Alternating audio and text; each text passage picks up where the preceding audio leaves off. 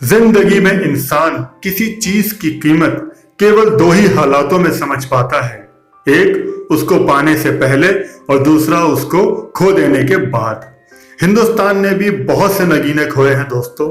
उसमें एक थे सहगल साहब, यानी कुंदन लाल सहगल, जिनको हम केएल सहगल के नाम से भी जानते हैं। सहगल जी की गायकी इतनी बेहतरीन थी, इतनी जबरदस्त थी कि उस जमाने में मोहम्मद रफी साहब, किशोर दा और मुकेश जी, इन तीनों ने सहगल जी को ही अपना आदर्श माना। सहगल जी की आवाज में जो भी गीत आता था वो सुपर डुपर हिट हो जाया करता था। एक आलम तो ये था जब रेडियो सिलोन पर कई साल तक रोजाना सुबह 7:57 पर सहगल साहब का गीत चलाया जाता था।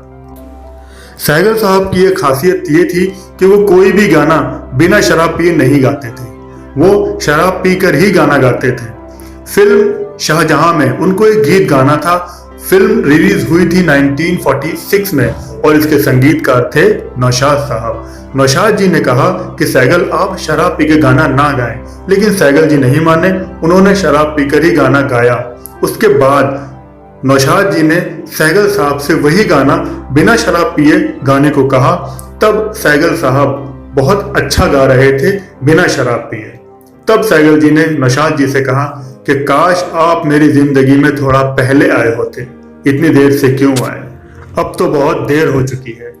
सहगल जी की उदारता के महानता के किस्से बहुत हैं।